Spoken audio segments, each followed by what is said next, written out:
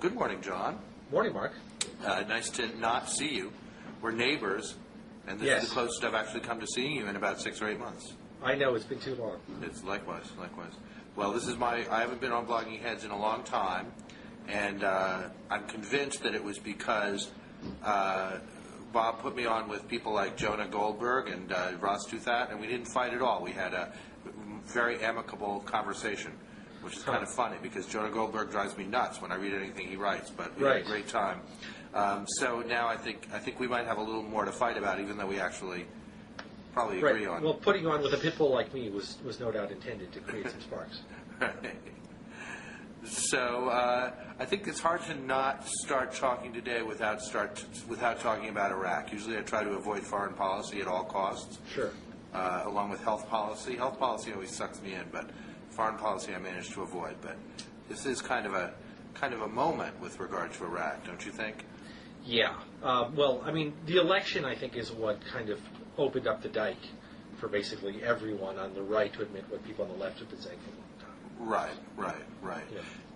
Total fiasco. How do we possibly cut our losses and salvage what we possibly can out of this? Right. Although there were events in Iraq that were not prompted by the election as much as some people would like to maybe suggest that they were, or imply that they were. That's true, but how much more horrific have those been than what's been going on all along? Yeah. I feel like that we've had a debate that's been trapped by unreality for a while, which is conservatives having to sort of insist that things aren't as bad as they think and the media is lying and blah, blah, blah, blah, blah. Right. And now we've actually, both sides, I think, are being totally frank and realistic about what's going on. And the unrealism has been completely marginalized. That's right. And there was still a lingering belief that maybe this is all a political plus for the party of strength versus the party of weakness. Right. A belief promoted, of course, by your publication, we might note. Well, wait a second. Cite some chapter and verse. What are you talking about exactly?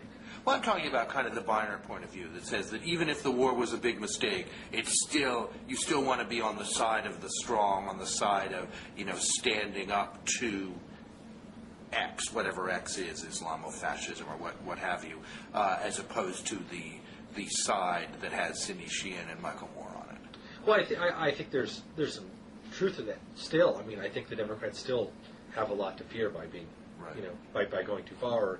And even if he's wrong on the merits, I think, we may talk about McCain a little bit later, but John McCain could run in 2008 saying, I've got the real plan to win the war and bring in more troops, and I think that could succeed over a Democratic message that's seen as too dovish and defeatist. Well, that's possible. We'll come back to that. But I mean, the Baker Commission is going to give the Democrats an enormous amount of cover now. I mean, I've always thought that I've always had two theories about this. One is I never worried, for example, about Hillary Clinton's position on the war, various Democrats' position on the war, because I always felt like by the time you get to 2007 or so, late 2006, 2007, either everybody's going to be for withdrawal or something radical will have changed. And that was, and I also always felt that at the end of the day, there's a set of people who could have a debate about what do we do in Iraq, ranging from Joe Biden, Chuck Hagel, all the way to Murtha and the advocates of withdrawal. You could have a big 4-day conference and try to figure something out with all those people in the room. And then the Cheneyites, that's the really marginal viewpoint at this point. I think that's right, yeah. And we didn't really understand that. We were heading in that direction, but it was treated as if there's the cut-and-run gang, and then there's everybody else. But that was actually, it's really more in the other direction. That's right. It's a much more serious debate now. Yeah, there's stay the course, and then there's everybody else who can have a serious debate. Right. That's right. Yeah. So, and so the Baker Commission is coming out on Wednesday, and all people have to do is wrap themselves up in that, and that seems like a lot of political safety for a number of years. Yeah. Even if it's sort of, if it's another Washington report by some, eminence grise that gets forgotten after a couple weeks, you can still keep hiding under it.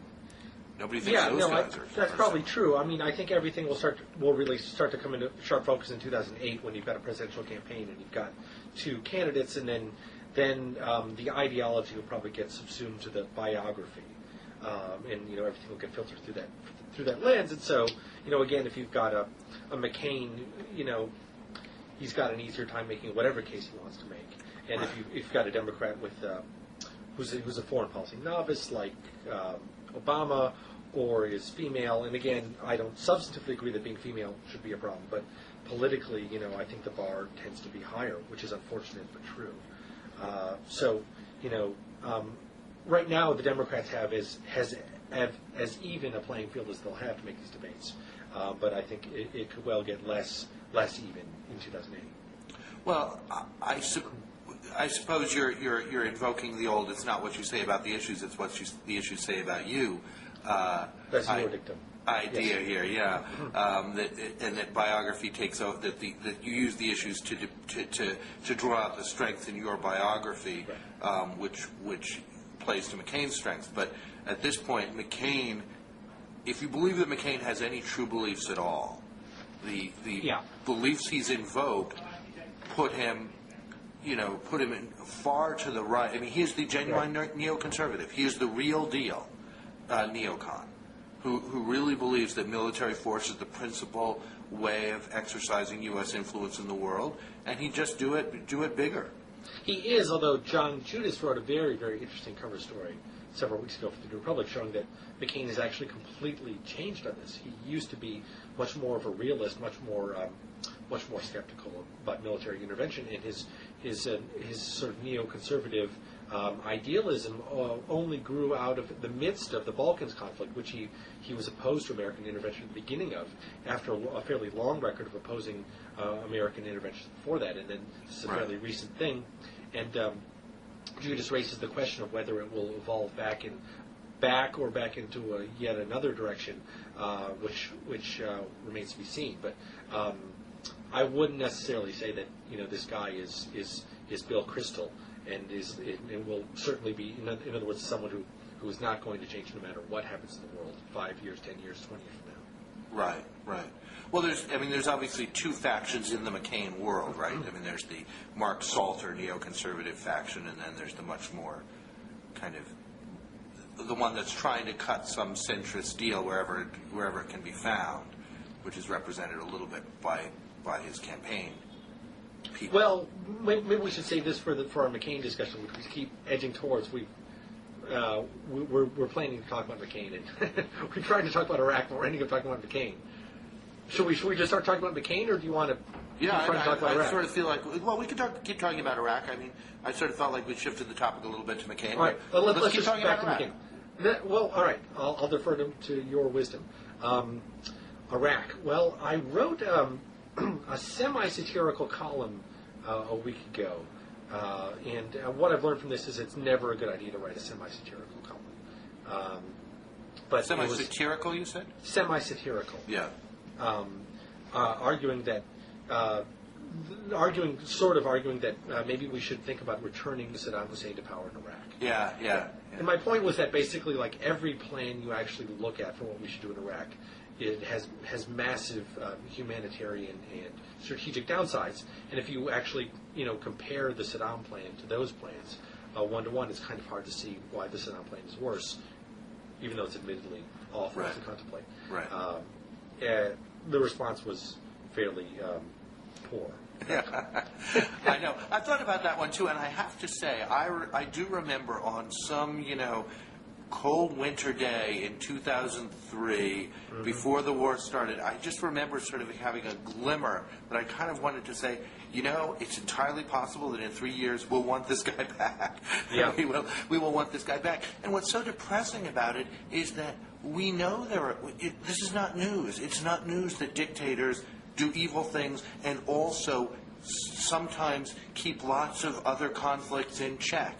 Right. And you have to be thoughtful about what those trade-offs are. And if obviously the Balkans is our most recent large military involvement. That's the entire story there. It's amazing to have no foresight about that.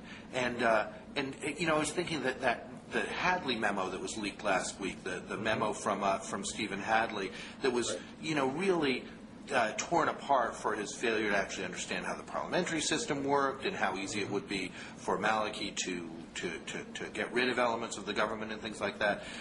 It was sloppy and careless. But I was thinking, I wonder how much more sloppy and careless the comparable memos were 3 years ago, 4 years ago. Probably. I mean, I feel like I had no idea what was what the forces were in that country. I mean, obviously we know Bush didn't know the difference between Sunni and Shia. You know, okay, maybe he doesn't have to, but is he well served by people who really do understand that and the 100 other forces that are? No, I mean, I think he has to know that difference. He has to. I mean, he doesn't have to know everything, but he has to know the basic layout. Yeah, you do have to know that. I have to say, one of the most interesting, really shocking to me, the Hadley memo and this Cheney memo that was leaked over the weekend is whatever you say about the content of them. These are the shoddiest pieces of work you could imagine in government.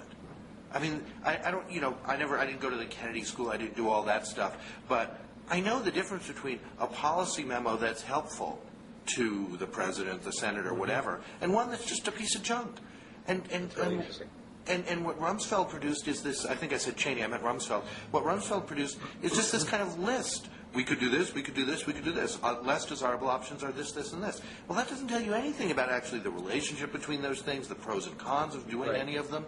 It's really amazingly careless. And it's amazing in the context of the reputation that Rumsfeld has always cultivated as the master bureaucratic operator. Right, that's right.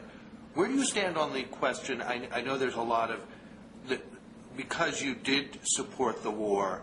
I know some people who supported the war have kind of fallen into the argument of, well, I just didn't know the execution. I didn't know they would execute it so poorly. Right. Is that where you are, or do you have a? That's part of it. Yeah.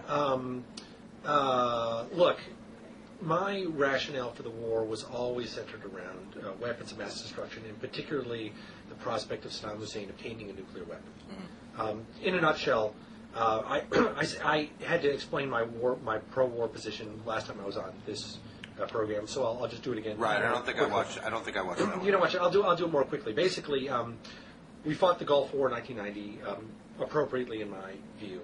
And then after the war, we decided that the truce terms would require Saddam Hussein to dismantle his weapons of mass destruction and abandon his goal of obtaining a nuclear weapon, and that we would and we put in place a regime of inspections and sanctions to ensure that. And I think that was also correct. And I think that regime was crumbling.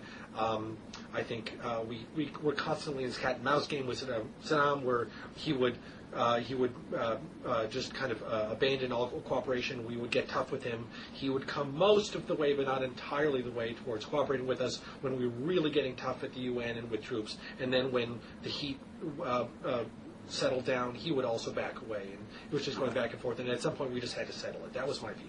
Right. So I think, at some point, you just had to, basically threaten and possibly follow through war instead of just having this perpetual sanctions, inspections game that was kind of going nowhere. I wouldn't have favored a war, no matter under any conditions, if I knew that he had basically abandoned his nuclear program and his weapons of mass destruction altogether. And I wouldn't have either if I had known that they would have fought the war as incompetently as they did. A lot of people on the left have tried to say, look, the incompetence wasn't that big of a deal. There was an article a couple of years ago in the American Prospect calling it the incompetence dodge, saying that, they were sort of incompetent, but not all that incompetent. Incompetence isn't really the issue. But really, that's just flown in the face of all this reporting that's come out about how the war came about. It wasn't just that they made some mistakes, or everybody makes mistakes in war. It was mind-boggling, the level of incompetence that they engaged in. And so, whatever, I didn't expect it to go the way it did. Obviously, no one did. I didn't really even expect the Bush administration to try to completely dissolve the Iraqi state and build a democracy from the ground up, which probably was a mistake on my part. When they talked about democracy, I assumed that they were basically lying the way they lie about everything. To what? I'm sorry, John. I assume that this was simply just, a lie when they talked about democracy. I mean, what I thought they would do is decapitate the Ba'ath regime, get rid of Saddam and his sons and his inner circle, and have, something like what you have in Egypt, a pro-American strongman who allows civil society and creates the conditions that could, evolve into democracy over a long period of time. Right. Well, that was, I've just been reading, I haven't read all the last few books. I read Mark Danner's long review in the New York Review of Books of the Woodward book and a couple of others is fascinating. That was the Pentagon's plan, right? It was install Chalabi. And then Bush, you see the one act of actual decision-making that overrides Rumsfeld and Cheney. And Bush says, no, if we're serious about democracy, we can't just install Chalabi. Which surely is the right decision, but they had they didn't have an alternate plan. Not that if you installed Chalabi, he would have been. I mean, he's not, I don't think Chalabi would be the guy. Mubarak when you haven't been there in 40 years. Right, yeah, no, Chalabi's not the guy to have that plan. What you do is you just take the number 20 guy in the infrastructure and prop him up, basically. Right. Yeah, no, I think that's what's interesting to me, though. The reason I asked you about the competence execution issue is that I always felt at the beginning of the war there was actually a liberal argument, which I was never for the war, but there was a liberal argument which I had a problem with, and that argument went something like, even if it's true that we really need to get rid of Saddam Hussein, that this has to happen at some point for whatever reasons, your reasons or others. Even if that's true, you can't trust these people to do that right. Right. And I always felt, well, that's a terrible kind of argument to have to come to terms with. Right. That you have some moral obligation, and yet you cannot trust your own government to execute that obligation. Right. That's a terrifying thought, and yet it was absolutely right. It was absolutely right. Correct. The interesting thing, and there's been some second guessing saying they should have known it was right. It was obvious how incompetent the administration was, but the idea of the Bush administration as incompetent is a fairly recent one.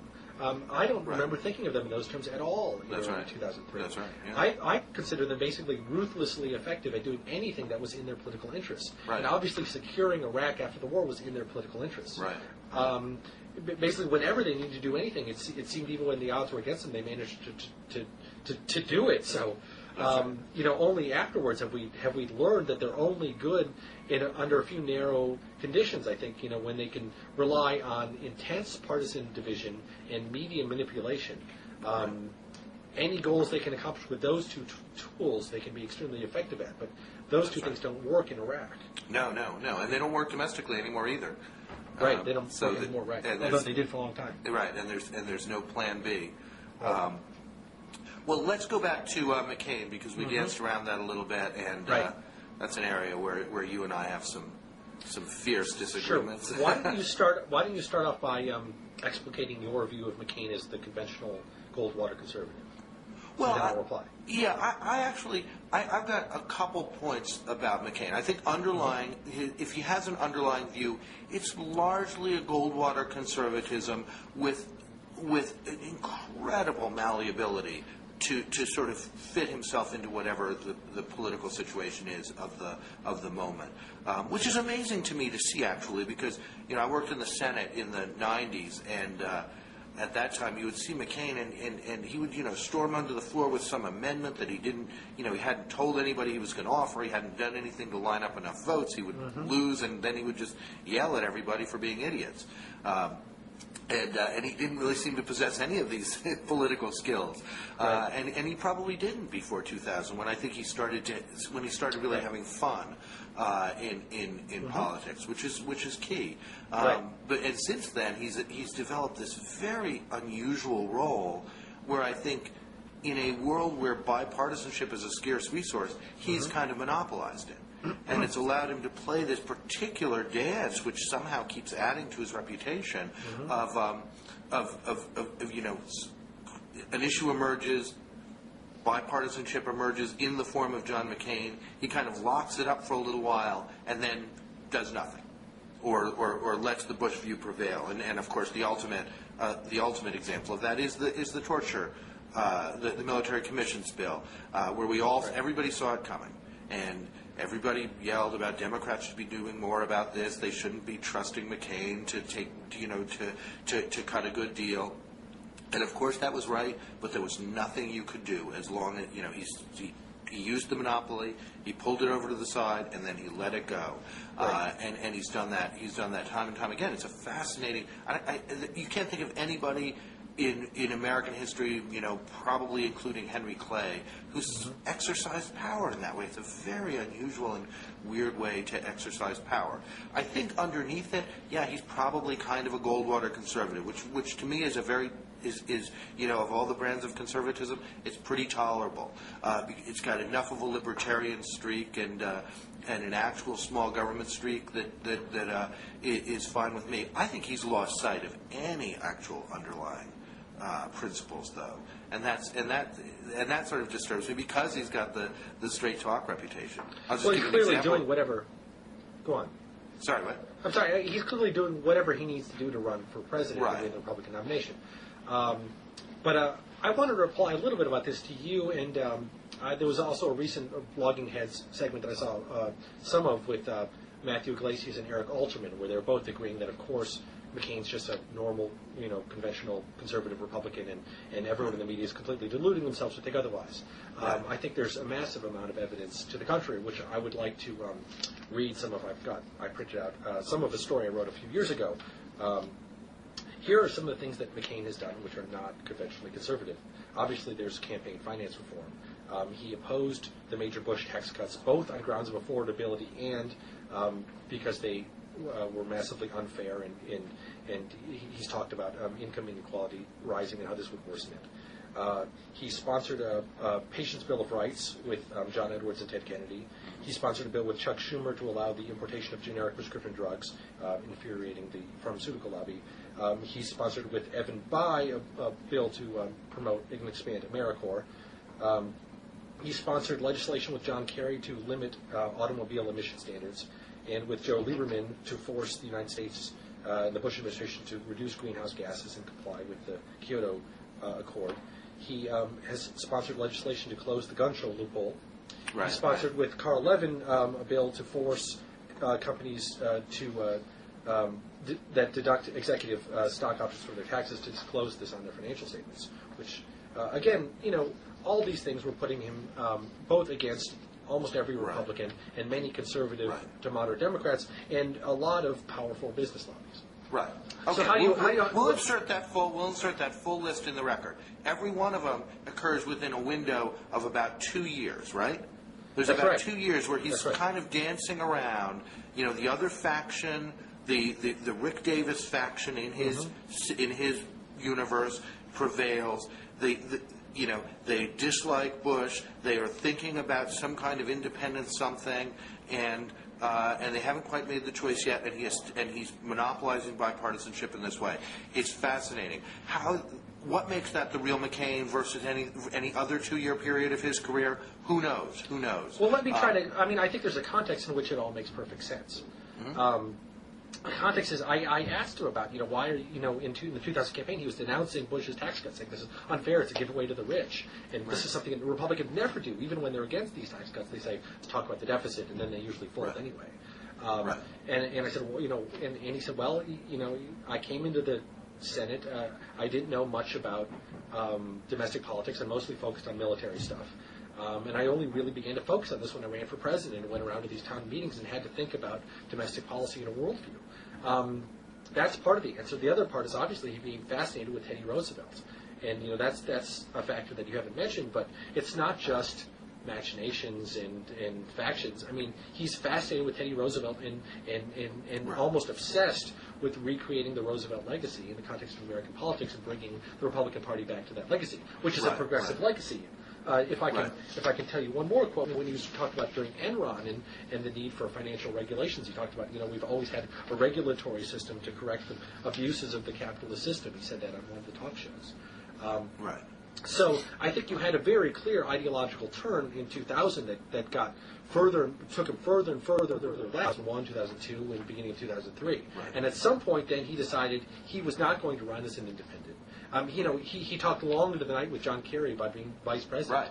Right. He said, he kept saying, it went nowhere, and I said no, but they had 6 or 7 conversations. So, I don't see how no way I'm a Republican could last through 6 or 7 phone conversations. He really thought about it. Right. At some point, he decided he's going to run in the Republican primary in 2008. That was the decision he made. So everything he's done since then has been to move back to the right and shore himself up with the Republican base. Right. And he's done a lot of extremely weaselly things. But the interesting thing is that there's, I think, now a bipartisan effort to erase everything McCain did from 2000 to 2003. All the liberals. What are the monuments that he? What are the concepts? What are the results of that? What good results came of those things? It's all Senate stuff. I co-sponsored this. I joined with my colleague and so and so. So they're a window into his ideology. It's all pieces of paper anyway. Well, it's pieces of paper, but it's a window into his thinking and his ideology.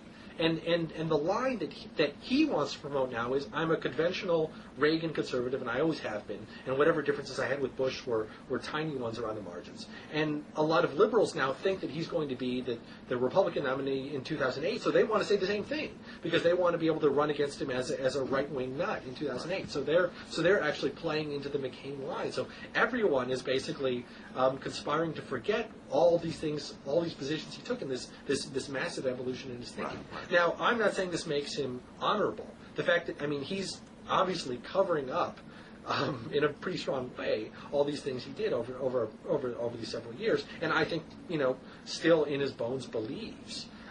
So I think, in a sense, what he's trying to do is fool the Republican electorate through a lot, mostly symbolic stuff. Right. Most of what he does is, what does he do? He hugs Bush a lot. Right. He, literally. Not just metaphorically. Yeah. He describes him in vague terms. He says, he's a great leader in the war on terror. Yeah. And although he's actually criticized almost every specific element of Bush's, generalship of the war on terror. He had Abu Ghraib and Tora Bora, Iraq, basically every big decision Bush has made, McCain has at least at some point said it was completely wrong. But he, in vague terms, he says, he's this great leader in the war on terror. And then he does things, like he kicks John Kerry when John Kerry says this fairly innocuous botch joke. Everything he can do to get on the side of the Republican activists, he does. Right.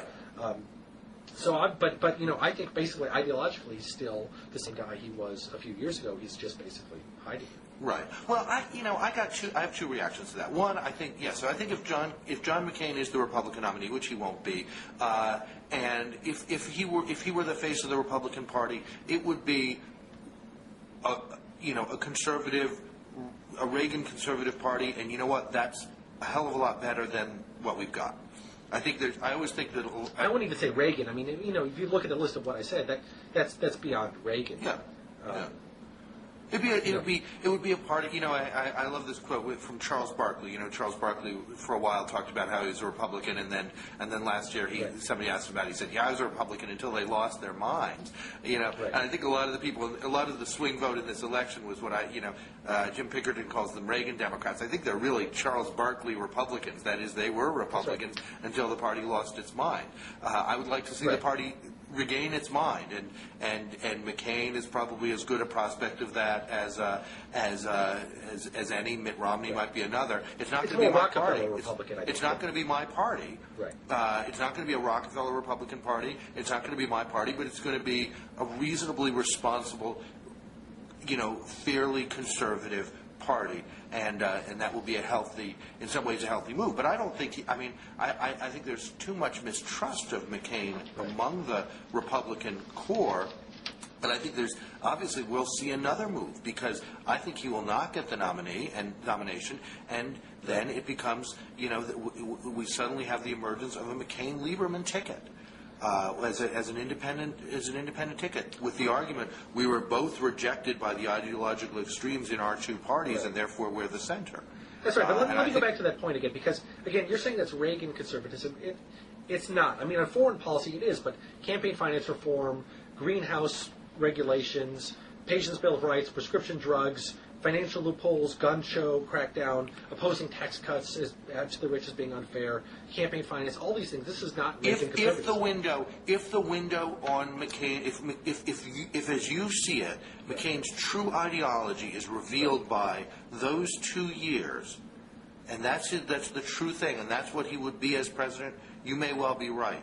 That is one window on a house that has many rooms, you know, and I just don't trust that window any more than I trust any other. And frankly, I never really liked I'm not sure, we expect politicians to be responsive. We expect them to be malleable. I think he takes it to a crazy extreme, but I don't think there is I think the quest for the true anybody in politics is a false quest, but his ability to do it is amazing. I was struck. I had dinner a few weeks ago with a friend of mine who was extremely politically savvy. He'd been chief of staff to a Democratic senator in the 70s and 80s.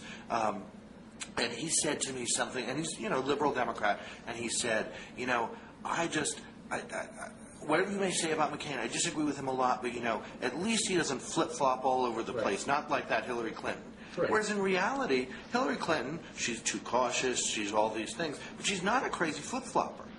She has her positions, they're a little too nuanced, and she's kind of sticks with them. Whereas McCain is the one who's kind of madly all over the place, and yet the reputation, just like Cheney's reputation for competence and things like that, the reputation is so unrelated to actual behavior. It's amazing.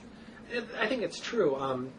I've always been kind of critical of this media strain of loving McCain for his personality, not really caring about his ideology, because that's just not an appropriate way to vote for someone as president. You need to care about their ideology and their program. But you may be going a little bit too far. I mean, Hillary Clinton she's a careful political positioner also. I mean, they both are. I think it's true of almost everyone in politics. To be honest, I'm pretty cynical about that, which is why I'm the fact that McCain is so obviously cravenly sucking up to the Republican base in all these ways we're seeing in recent years now doesn't bother me to quite the extent it does with everyone else, because I basically think most of these people will just do they have ideas, they have programs they want to put in place to get to the presidency, and they think they'll do good for the country. And from there, they're basically willing to do almost anything to get elected. Right. Which is a defensible moral position, I think, for almost all of them. If you think this is good for the country, you do what it takes to get elected. I think I agree with that, and you can almost you can sometimes think of politicians as just kind of automata that respond to circumstances. The only point that I was making is, while Hillary Clinton is a careful political positioner, she knows that she doesn't actually have that much room to maneuver. Right. If she'll get called on it real fast if she suddenly changes her position on an issue. That's why she has been stuck in such an awkward position on Iraq, for example. Whereas McCain kind of does it with impunity, and that's the only distinction I wanted to make. I don't want to make. It's not really a moral distinction between them, but it's funny how we perceive one as flip-flopping and the other as not. I agree. Yeah. And of course, it is true that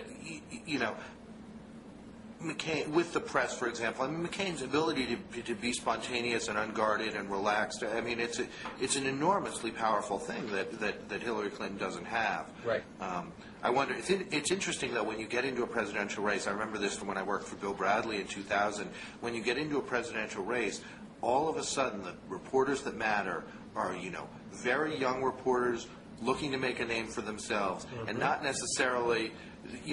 Bill Bradley always had, he always had reporters around him who were, Knicks fans, loved you with the Knicks, blah, and so forth. And then all of a sudden you're being covered by 26-year-olds who are looking to make a name for themselves by taking down an icon, and the whole thing changes really fast. It's a very minor aspect of it, but I think it can be significant. Well, maybe we should talk about Hillary Clinton now.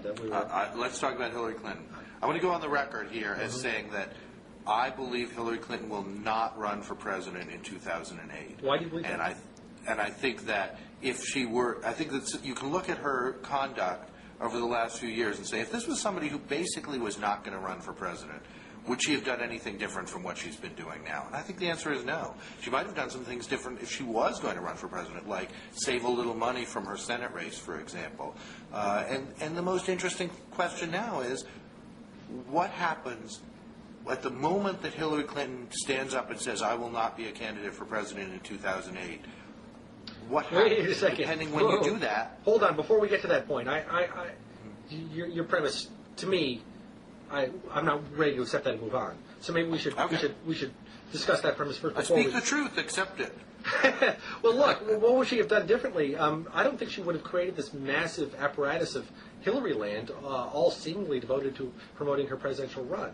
I think her massive expenditures in New York are all explained by her desire to run up a huge margin, especially in upstate New York, to prove that she's electable and therefore dispel the big argument against her, or one of the big arguments against her. Did it do it? Did it have that effect?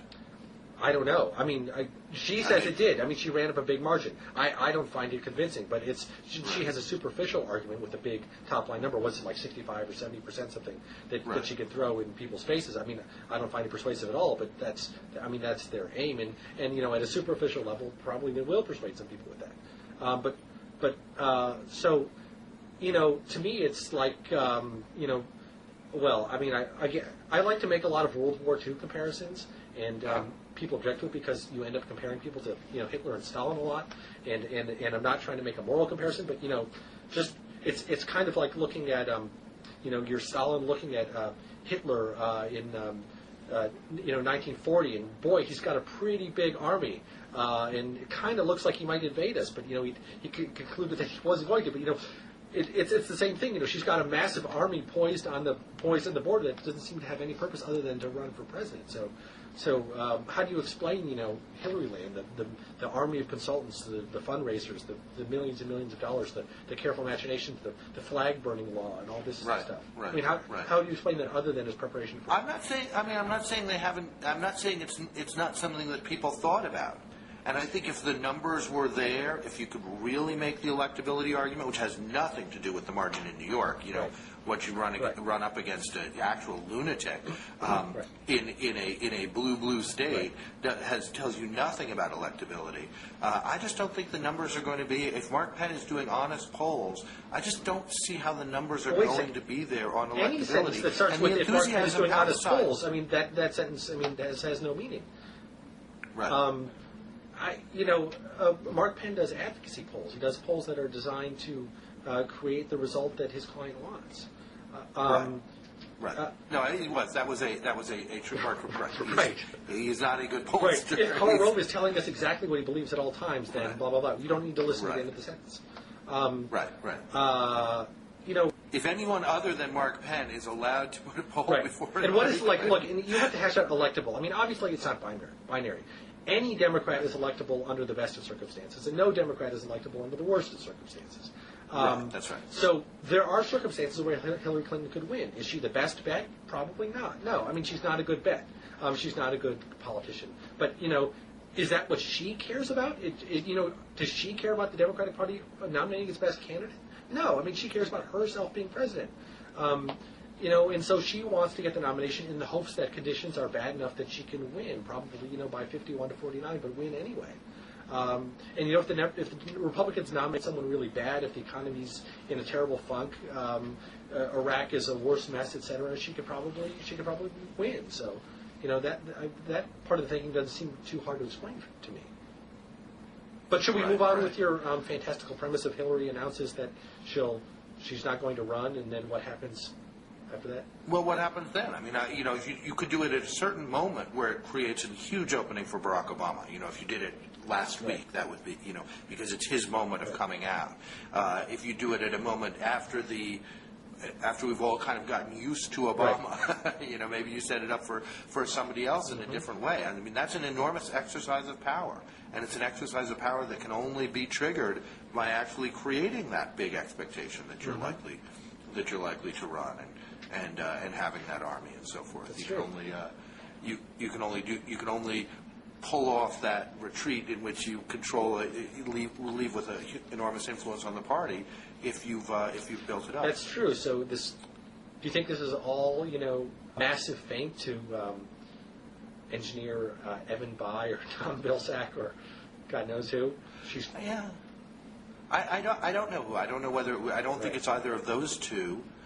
Certainly not Bayh, and I think Vilsack's probably a candidate whose greatest effect is that he keeps Iowa out of play a little bit, which I'm all for.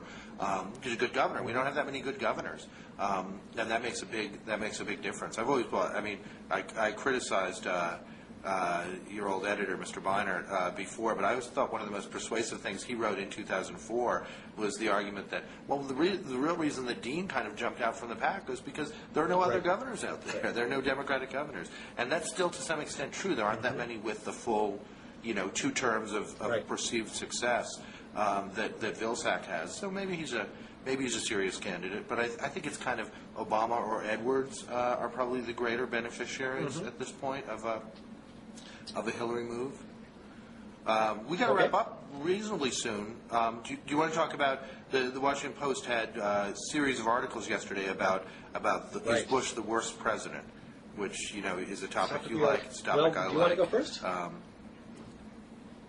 Yeah, I mean, I thought it was a very interesting package of articles. There was Eric Foner arguing that he was the worst, Doug Brinkley arguing that he compared with Hoover, my colleague Mike Lind, who had a fascinating argument that he was worse than all but 5 presidents, one of whom was James Madison, which is really well put because he said, Bush may have ruined Baghdad, but James Madison, by causing the War of 1812, ruined Washington. But, I found on Wikipedia there's a wonderful page about all these historical rankings of presidents and the historians poll that Arthur Schlesinger Jr. conducted, I think first in 1948. And none of them have Madison anywhere lower than, 15th. Best with, he wrote the Bill of Rights and all that, and some things went wrong in his presidency. So maybe if you look at the presidency alone and he had done nothing else, maybe Mike's right. I was surprised none of them mentioned. When I was a kid, I had a book of presidents, and I remember that little chart in the back. I remember President Grant ranked very low, and I was surprised that he didn't seem to figure in any of these in any of these arguments in the Post yesterday. His reputation seems to have moved up, which to other thing he did in his not his presidency, but his his generalship and his memoirs more than his presidency. Whereas Andrew Johnson has moved down, and that was Foner wrote about that a lot because the early poll there was a whole different view of Reconstruction than there is now. So I thought the whole thing was fascinating. And then Vince Canada was a smart guy, sort of tried to make the argument that maybe he won't be perceived so badly because after all, there are 2 years left, which is, unarguable. I mean, you've got 2 years. You could turn this thing around. It's kind of like the basketball announcer. They're down by 23 points, but there's still, 20 they've really fallen a long way from the days of Bush basketball. country and, all the hagiography. Yeah, they really a couple points I'd make is, first of all, it's really hard, in my opinion, to compare presidents before FDR and after. The country's such a different place, and the presidency is such a different place. It's so much bigger. The federal government is so larger, more powerful. It's almost like comparing a president to a tribal chieftain or something. Across time. So now, if you're looking, the other problem is that the traditional measure of a president's greatness was how much did this president accomplish. Because I think you have a whole kind of narrative of consensus in progress, which is the American people want to move in the same basic direction, and so how far forward did this president bring you? And that whole schema really breaks down when you get to people like George W. Bush, who when politics is so divided, and the problem isn't. So the traditional measure of a bad president is someone who just failed to get anything accomplished. Is that he did get all these things accomplished, and they were disasters for the country. So it's you almost need a completely new paradigm to figure out what does a bad president mean. But right. Well, that might be true, John. That might be true. Except what's interesting is you look at people over time. The reputation of people who didn't do much but who kept the country peaceful and prosperous, like Eisenhower, those reputations tend to go up, and the reputations of the big accomplishers tend to go down. So I think with time, you don't necessarily put that overvaluing of accomplishment. I mean, Bush didn't either, so it's not. I'm kind of with Foner here. There's not really. You can argue there's a lot of different ways. He kind of comes out pretty close to last. Yeah, I think it's right. No matter how you slice it. Yeah, I mean, I think certainly the easiest thing to do is just look at FDR to the president. Look at all those presidents, and the only one you can argue about is Nixon versus Bush, I think Bush will be seen as as worse, in part because Nixon was stymied. If Nixon had an extremely compliant Republican-led Congress, he probably would have been the worst president. But he was, he was stopped from doing some real damage to the democratic system, whereas Bush has, I think he's made, I wrote an argument in 2004 that I think holds up, that Bush has made the country a less democratic place, a less responsive place. I think he's done enormous economic damage, and Iraq probably, tops the list. Right. I think that's right. Although, what's interesting to me, the comparison with Nixon, I don't think Nixon, yes, Nixon's ethics are huge. His policies are important too. So Nixon's ethics alone don't put him at the bottom of the list. What's interesting is that his policy errors, in some ways similar to to Bush, his policy errors aren't solely because of being too conservative. In some ways, they're related to the betrayal of conservatism, and I say that as a liberal, as much as they are to his conservatism. Things like wage and price controls are probably the worst element of his legacy. All right. Okay. We have to run. I have to go do some kind of crazy call, and we have to wrap this up. And this is probably, we'll let Bob rank the Blogging Heads episodes. This probably won't be I hope so. So that's good. We've escaped that. We'll hope so. Well, we'll let him be the judge, or him and Mickey be the judge. Okay. Good to see you, John. I will see you around the neighborhood. Okay. I hope your family's well. Bye. Okay. Bye-bye.